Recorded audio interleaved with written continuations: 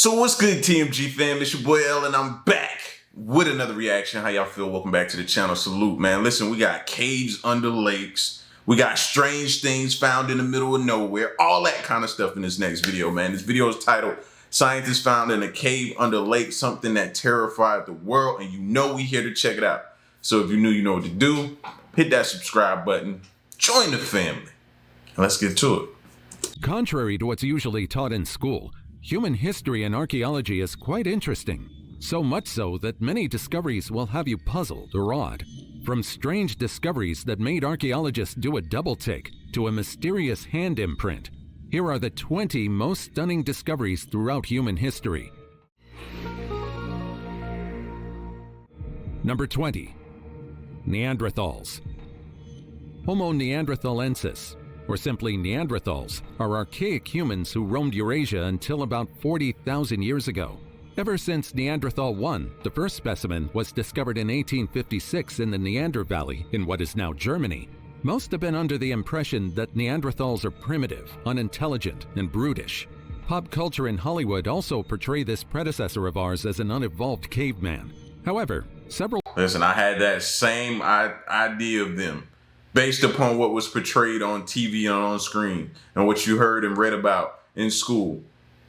But researching and watching videos and learning and I have a totally different view of them now. I think they were probably some of the most highly intelligent, if not the most highly intelligent people and species and humans in the origin of history, bro. I think so.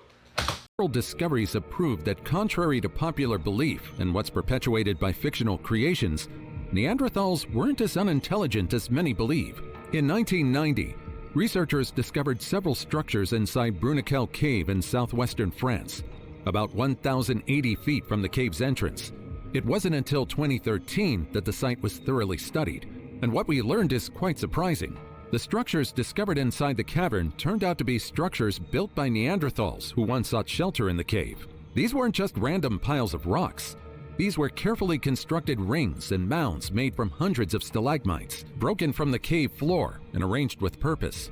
Among these structures are over 400 stalagmites weighing nearly 2.5 tons. For some bizarre reason, Neanderthals were compelled to create rings and structures using these heavy objects, most likely for spiritual purposes. It's astonishing that these stalagmite arrangements were created an astounding 175,000 years ago, making them among the oldest known structures made by human hands. Before we go on, like this video, smash the subscribe button, and click the notification bell right now. Number 19. Cave of Crystals. At the turn of the century, in the year 2000, the Cave of Crystals was discovered hidden 980 feet below the surface of Nica, Mexico. A photo of this cave could lead people into thinking it's not real. With crystals that dwarf humans, reaching lengths of up to 39 feet and weighing as much as 55 tons sticking out from every direction, it's hard to imagine that such a place really exists on Earth. For comparison, the crystals here are the size of telephone poles. Incredible, right? So how exactly did this cave come to be? The cave's extremely rare conditions allowed these crystals to thrive. Filled with mineral-rich water that remained at a stable temperature of about 136 degrees Fahrenheit, the cave created an ideal environment for selenite crystals to grow slowly, undisturbed for hundreds of thousands of years. And by slow, I mean slow. We're talking up to 500,000 years. As incredible as it is, not just anyone can enter the Cave of Crystals without proper protection. While the cave is kind to the growth of crystals, humans can only endure its conditions for about 10 minutes before succumbing. Even scientists and explorers are required to wear specialized cooling suits and ice to safely navigate the cave, which is pretty much an alien environment. The Cave of Crystals is just a chamber within the Nica mine, an operation that yields lead, zinc, and silver. If the mine operation ceases, groundwater will easily flood the Cave of Crystals once more, preserving the crystals but making them inaccessible to human eyes. Number 18. Fairy circles. Fairy circles. They might sound mystical, but despite its name, these circles don't have anything to do with fantasy. So what exactly are they? Fairy circles are circular patches of land barren of vegetation, encircled by a ring of stimulated grass growth, creating a polka dot pattern across the desert. Each circle can range from 10 to 65 feet in diameter, with the majority of them being found in highly arid grasslands in Namibia, as well as several parts of Australia. To this day, we don't know just what exactly causes these barren patches of land. There are two main theories, however. The first is an ecological theory suggesting that the circles are the result of a self-organizing vegetation pattern. According to this idea, the harsh desert conditions spur the plants to arrange themselves in a unique pattern to maximize water availability. The roots of the grasses around the circle potentially draw water toward the center, but the center itself remains barren, possibly due to toxic substances present in the soil. The second theory points to the possible role of termites. Some scientists believe that a species of sand termite is responsible for the circles, consuming the vegetation and affecting the soil's permeability to create these mysterious patterns. The activity of these termites might prevent plants from establishing in the circle while simultaneously ensuring that rainwater collects in the soil below the surface, benefiting the grass around the edges. Fairy circles can last an astonishingly long time, up to 75 years or more, and they follow a life cycle of formation, maturation, and eventually they disappear. Number 17. 7,300-year-old fingerprint. In an archaeological site in northern Kuwait is a shard of clay pottery. Nothing too special until you look at it closely and notice a distinct mark: fingerprints. In the Neolithic period, around the time when agriculture was transforming human societies, someone, possibly while crafting pottery or handling a lump of wet clay, left behind a fingerprint. This seemingly mundane act created a record not just of their existence, but of their day-to-day life. There's a reason why fingerprints are important. Each person has their own unique fingerprints, and these marks can tell us about an individual's age and even aspects of their daily life. For instance, finer, smaller ridges might suggest it was a child, or certain wear patterns could indicate the type of work they did. And while the oldest fingerprint we've ever discovered was made by Neanderthals, it's safe to say that this discovery is still equally significant.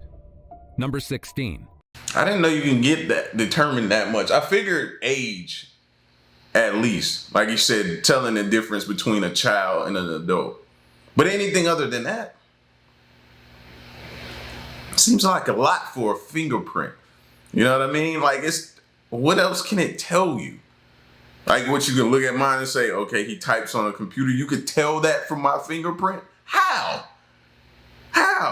Okay, he types on the computer, does a lot of work on the computer, does a lot of research on the computer. You could tell that from my fingerprints. They need to show us like a zoomed in photo with different people's fingerprints that do different jobs. Okay, this one is an athlete. Okay, this one works outside in construction. And show us the differences in between. I would love to see that. Tutankhamen's meteoric dagger. When the tomb of the young pharaoh Tutankhamun was opened, the entire world was captivated by his sarcophagus and the alleged curse that befell Howard Carter and Lord Carnarvon. But there's more to this discovery than what was made popular. Take, for instance, Tutankhamen's dagger, a small blade known as the dagger from the heavens. Discovered in the young king's tomb in 1922, this dagger was found among the hundreds of artifacts surrounding him.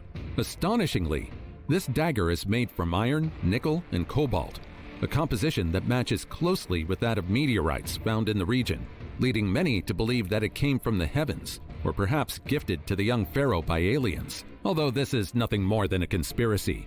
Aside from the blade, the handle of the dagger itself was crafted from gold and crystal, with the sheath being decorated with a floral lily motif, an important symbol in ancient Egyptian culture. But is this dagger truly extraterrestrial in origin? Possibly, but not in the way that you're thinking. It's likely that this dagger was created from a meteorite. This shows that, for some bizarre reason, the ancient Egyptians had knowledge of smelting meteoric iron, an impressive feat given the era. The quality of the iron blade, its careful forging, and the balanced alloy show a sophisticated level of metalworking that wouldn't become common until much later in history. Number 15. London's Lost Theatre. If you're familiar with East London's history, perhaps you'll recognize this theater, the Red Lion. Around 1567, John Brain, a grocer and theatrical enthusiast, sought to capitalize on the growing popularity of stage plays. And so, the Red Lion Theater was brought to life. Built in the Whitechapel area of East London, the Red Lion was quickly recognized as possibly the first purpose-built playhouse in all of England, predating even the famous Globe Theatre, where Shakespeare's plays were performed. Yet unlike the Globe, the Red Lion has largely faded into obscurity. It was here that the early foundations of professional theater in London were laid, setting the stage for the rich theatrical traditions that would follow. But what became of this pioneering playhouse? The Red Lion's life as a theater was surprisingly brief. Documentation and records from the period are sparse, but it appears that the theater struggled to attract large audiences, possibly due to its location on the outskirts of the city, away from the main hubs of activity. By the end of the 1560s, it had faded from the limelight, and its structure was repurposed, eventually disappearing from the historical record. The site of the Red Lion remained a mystery for centuries, eluding historians and archaeologists. However, in 2020, archaeologists discovered the potential location of this lost theater. While excavating in England, they discovered the remains of a rectangular building with dimensions that closely matched those expected of the Red Lion, along with pottery and other artifacts dating back to the Elizabethan era. It's quite astounding to rediscover these buildings. Just imagine, in the 16th century, people with a few coins to spare would drop by this theater to pass the time and appreciate the arts. Number 14. Hyena Hangout Spot. Near the Siberian city of Khakassia is a cavern that was once the home to an extinct hyena species that lived around 42,000 years ago, a period more popularly recognized as the Ice Age. What's astounding is the fact that when researchers explored this cave, they stumbled upon bones. Not only hyena bones, but a massive pile of prey bones. Mammoths, deer, gazelle, foxes, wolves, rodents, birds, fish, yaks, woolly bison, ancient brown bears. These are just a few of the types of animal remains discovered in the cavern. Most of the bones are scattered in a giant messy pile across the cave, creating a macabre sight for experts. It seems like thousands of years ago, hyenas had a penchant for dragging their prey into the cavern, most likely to share it with the entire cackle. This goes to show that despite tens of thousands of years passing, hyenas are still the voracious and opportunistic eaters that they were. Number 13. Ancient graffiti. Think graffiti is something that our generation started? Not really. Graffiti has been a thing for centuries, even millennia. Today, archaeologists often encounter the most hilarious and interesting graffiti left behind by the settlers of what is now seen as one of the greatest archaeological sites on the planet. Take, for instance, over 1,000 inscriptions of names and "I was here" statements inside the tomb of Pharaoh Ramesses VI in the Valley of the Kings.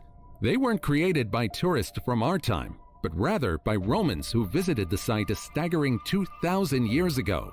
However, a huge majority of ancient graffiti, and perhaps the most hilarious, are in Pompeii.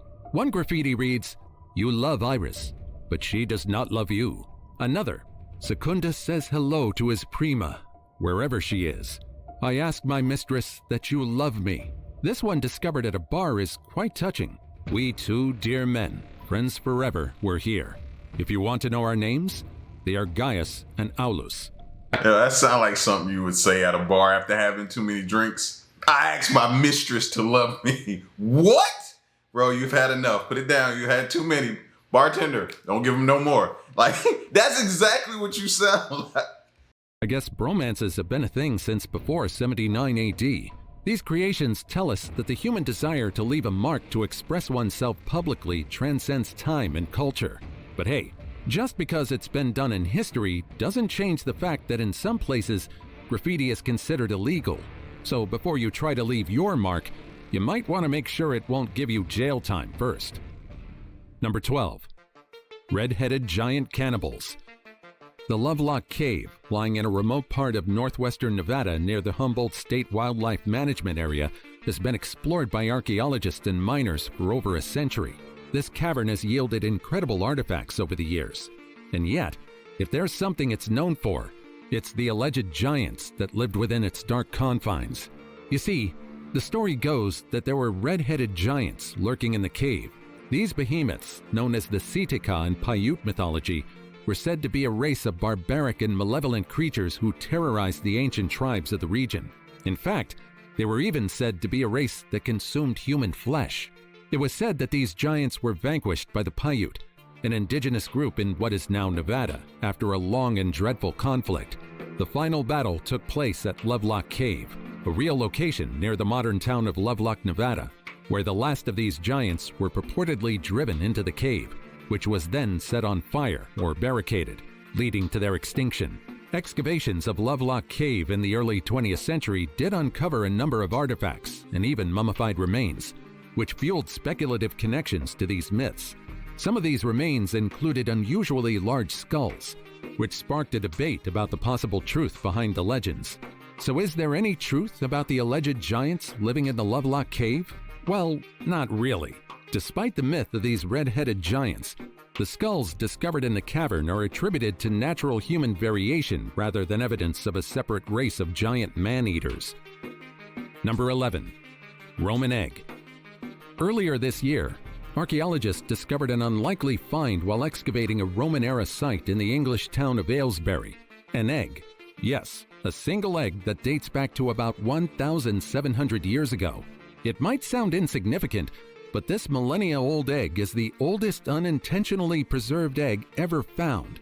In fact, this egg is so well preserved that it still has the remains of a yolk and egg white inside. But of course, it's not edible anymore. Well, it is, for people not afraid of death. The egg's survival through the centuries can be attributed to the specific conditions of the site where it was buried. The waterlogged environment of the pit where the egg was found created a low-oxygen atmosphere, which significantly slowed down the decomposition process. Archaeology truly is a fascinating thing. Just imagine you're studying a million-year-old artifact using advanced technology, and 2 weeks later, you're using the most expensive scientific tools to figure out the specifics of an egg that was probably left alone and discarded carelessly over 1,000 years ago. Aside from its age, this egg also shows just how valuable eggs were in the Roman diet. In fact, eggs are considered a staple and often appear in various Roman recipes from the period. The Romans not only consumed eggs from chickens, but also from a variety of wild birds. They weren't picky. An egg is an egg. So what did they know that we don't know? Because all you hear in these days and time is that you shouldn't eat too many eggs. Maybe you just need to eat the egg whites and stuff like that. But you hear them back then, they didn't care what it was. So I guess we got to look at, okay, that egg from that era, what was their life expectancy? How long did that live? And did this play a part in their shortened life expectancy if their life expectancy is shorter than ours? That makes sense. It made sense in my brain. I don't know if it came out and made sense to y'all, but you get what I'm trying to say, right? What is the difference? Is our eggs different because of what the birds are eating and the chickens are eating that's affecting the eggs? Then we need to fix that. Number 10. 1,900-year-old bed bugs. In 2023, the city of Paris, known for its style and beauty, faced quite an unexpected crisis: a bedbug infestation. However, did you know that bedbugs have been a problem for people as early as AD 122? Near Hadrian's Wall, located in the landscapes of northern England, archaeologists discovered tiny pests, bedbugs. Hadrian's Wall, as many of you know, was a grand fortification built under the reign of Emperor Hadrian around AD 122. It stretched across the width of what is now northern England and was meant to secure the frontier of the Roman Empire from the tribes in what the Romans considered barbarian territories. Near the historic wall are settlements. While the wall protected people from other people, it couldn't fend off much tinier enemies: pesky bedbugs. In the chambers where soldiers would have lived and slept were evidence of bedbugs, many of them. Often, we think of these soldiers in terms of their military campaigns and architectural feats, but discoveries like this remind us that they dealt with many of the same daily nuisances that we do. Imagine a Roman soldier, after a long day of training or patrolling the wall, coming back to a bedbug-infested bunk. Well, it seems that the soldiers who lived in these barracks never got a good night's rest. Number 9. The Nut Pizza. In 2018, archaeologists working at the Regio V section of Pompeii unearthed a vibrantly colored fresco depicting what looks at first glance like a pizza. However, before you get too excited or triggered about the Romans eating pizza, this fresco actually shows something else. It's not a pizza, despite looking like the modern favorite. The fresco, found beautifully preserved within what is believed to have been a snack bar or thermopolium. which is essentially an ancient Roman fast food restaurant, shows a flatbread with various toppings. However, this piece of flatbread is nothing but, well, bread with various foods on top to enhance its flavor. You can rest well, Italian people. Credit for creating the greatest pizza still goes to you. Number 8. Hawk Mummy. When this 2,100-year-old mummy was discovered, it was thought to be a hawk mummy. With its size and shape, it wasn't really surprising. And so imagine how shocked archaeologists were when they found out that rather than the remains of a bird, these remains actually belonged to a stillborn, thanks to advanced CT scanning technology. This tiny mummy was part of the extensive collections at Maidstone Museum in Kent, England, and was long believed to be one of the many animal mummies commonly offered to the gods in ancient Egypt. This fetus, unfortunately, had died prematurely, which explained its very small size and initially misleading appearance. Number 7. 2,000-year-old lump of butter. Butter? Anyone? Here's a stunning and stinky discovery. Over the past decades, bogs have revealed a lot of secrets preserved in its highly acidic environment. Among the most shocking things discovered in bogs is this: a chunk of butter that has been preserved for 2 millennia. You see, despite bogs being seen today as muddy, dirty places for people 2,000 years ago, bogs are nature's own refrigerator. People had the practice of storing their food in bogs, and thanks to its anaerobic conditions, which wasn't really quite understood at the time, food is preserved each time it's stored within the peat. While we know the nitty-gritty of bogs today, people back then thought differently. Instead of science, spirituality and the paranormal were the answer. It was believed that bogs were special places and could serve as the gateways to the gods. That's why, aside from butter, human sacrifices are also often found in bogs all across Europe. Number 6. Strangely elongated skull. In 2016, archaeologists in Korea discovered a 6th century tomb. Upon cracking it open, they stumbled upon a bizarre skull that had been elongated. After discovering tombs, we've come to know that artificial cranial deformation or modification was often carried out by civilizations and cultures all across the globe. Several groups of people in the past are known to distort the normal growth of a child's skull by binding it with a cloth or tying 2 pieces of wood to alter the cranium shape. What is the motive behind these practices? Perceived beauty, culture, and aesthetics. However, I would love to know what negative side effects happen as a result of them doing that. You know, I'm pretty sure they face some tough things and times and different incidences and things that happen with them doing that, especially in the beginning. You know, once they probably have done it several times, they figured out how better to do it and carry it out. But I wonder what type of problems occurred with them trying to do that, or not trying. They did it. They actually did it. You know, it's documented. I wonder that. They don't never talk about that though. According to experts at Seoul National University, the skull discovered in the tomb wasn't elongated or stretched through artificial means.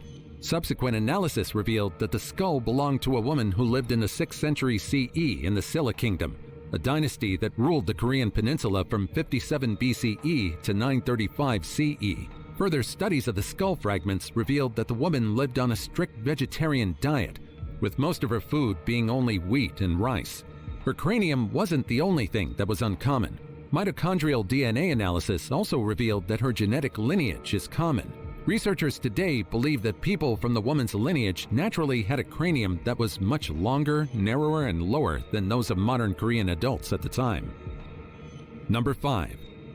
6,000-year-old telescope. Looking at this formation, one would think that it's nothing special. To an untrained eye, this structure made with several boulders seems ordinary. It resembles a small stone shelter, but that's about it. These structures have served as prehistoric tombs, or at least, that's what experts believe. However, a new study is now proposing that rather than being tombs, these megalithic clusters are actually telescopes. Researchers believe that the long, narrow entrance passages of these stone clusters might be something similar to a pinhole, effectively creating some sort of lensless telescope. For instance, the 7-stone Antis passage grave in central Portugal has a narrow passageway in between, which, when looked into, aligns surprisingly well with Aldebaran, the brightest star in the constellation of Taurus. If these structures were indeed used as telescopes, it was most likely used to detect stars during twilight. Over 6,000 years ago, this lensless telescope allowed our ancestors to accurately spot Aldebaran just in time to commence their rituals. But how sure are we that our ancestors indeed used these stone clusters as telescopes? Well, for now, it's yet to be confirmed, but there's a great possibility. After all, we've come to learn that contrary to what we thought, each ancient structure has a deliberate purpose, which most of the time is spiritual or cultural. Number 4. 2,000-year-old dog burial. Over 2,000 years ago, a village was created in Salikard, Russia, near the Arctic Circle. In 2016, experts discovered the remains of this once bustling settlement and found out something crucial about the people who survived in the Arctic. They had a close bond with canines. After excavating the site, archaeologists discovered the remains of over 115 dogs, a number significantly higher than is typical for sites in the Arctic region. Among these dogs were 5 special ones who, unlike the rest of the dogs, were carefully laid to rest in shallow pits. This respectful treatment, contrasting sharply with other animal remains at the site, suggests a special bond between these dogs and certain members of the community. Moreover, these dogs weren't just buried. They were buried with artifacts that suggest reverence and affection, items such as stone and bone implements, and even a round pebble placed within the dog's mouth were discovered, showing us that these dogs were loved and most likely treated as part of the village. Number 3. Panda skeleton inside 2,000-year-old tomb. Although renowned across the globe, pandas are creatures that are endemic to China. Distinct by their black and white coat, these creatures have grown to be among the most beloved animals, not only in China, but across the globe. It's normal to see a video of these animals on the internet, and most of the time, it features them doing something, well, questionable. You see, the giant panda has made its home in 6 mountainous regions in a few provinces across China. Some of them survive in elevations up to a staggering 9,800 feet. These animals can chew through 600 bamboo stems a day, and out of the 24 hours of its day, they spend 12 to 15 hours just eating. In the wild, the giant panda is a formidable creature, just like the black, brown, and... How do they have any bamboo left if he spend 12 to 15 hours a day just eating? Fam, what's left after that? God! Polar bear, the giant panda has teeth and claws that pack quite a punch. And yet, despite having the body of a predator and the capability to hunt like a predator, the giant panda has a diet like an herbivore. In fact, giant pandas are classified as carnivorous. This means that biology is dictating these guys to eat flesh. And yet, for some bizarre reason, most of them now consistently gobble up bamboo. It gets crazier. With the amount of bamboo they eat, you would think that it's great at supplying their bodies with energy, right? Not really. The adult giant panda, while having thicker walls in its esophagus to protect itself from bamboo splinters, their guts are far too short to digest bamboo like a typical herbivore. That's why they need to stuff themselves with a lot of bamboo to get the adequate protein and nutrients they need. If you've seen a video of these creatures, you would know that they're clumsy and lazy, and people often wonder just how they even survived in the wild.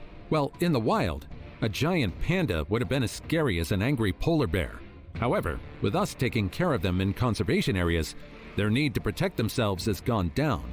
What's more, most of the pandas that you see have been born and raised in captivity. Their crazy diet isn't the only unbelievable thing about these guys. You see, they're also having a hard time mating, and without human intervention, giant pandas won't even reproduce. It's safe to say that their population has improved purely thanks to human intervention. Now, why did I talk about pandas anyway? Well, a discovery in 2023 revealed that perhaps our fascination with pandas dates back to 2,000 years ago. While excavating the tomb of Emperor Wen, who ruled the Western Han Dynasty from 180 BCE until 157 BCE, archaeologists discovered a complete skeleton of a giant panda. It was believed that the animal was deliberately buried along with the emperor, which, while it might seem cruel, shows the emperor's fascination with these animals. But that's not all. You see, in the 1970s, a panda skull was also discovered outside the tomb of Empress Dowager Bo, the mother of Emperor Wen, and so it seems the family had a penchant for these black and white creatures. Number 2. World's oldest tea. The world's top drink, surprisingly, isn't coffee, but rather tea. Now, before coffee drinkers attack me, I'm drawing this data from the UN Food and Agriculture Organization in the early 2010s. Every day, 6 billion cups of tea are consumed by people all over the globe, and perhaps several of you are great contributors to this number. I admit that I fancy green tea myself. Recent studies revealed that we're not the only people who have grown fond of drinking tea. While excavating the tomb of Jing Emperor Liu Qi of the Han Dynasty, archaeologists discovered the remains of tea that dates back 2,100 years. Initially, we believe that tea was traded across eastern China and Tibet somewhere between 625 CE and 680 CE. However, this discovery pushed back that date 400 years earlier. And now, it's time for today's topic. Scientists found in cave under lake something that terrified the world. Submerged caverns usually hide the most astonishing secrets. Underwater archaeologists in the upper Midwest region of the United States discovered a cavern hiding a structure that greatly resembles Stonehenge, the megalithic arrangement in England.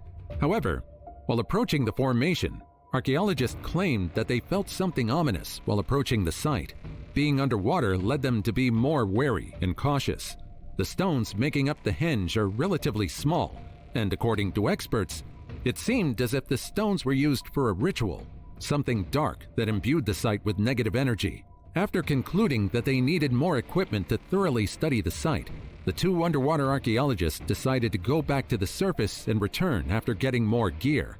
However, even after scouring the site, they never once saw the cave again. An elaborate hoax or a cursed site? What do you think? Let me know in the comments.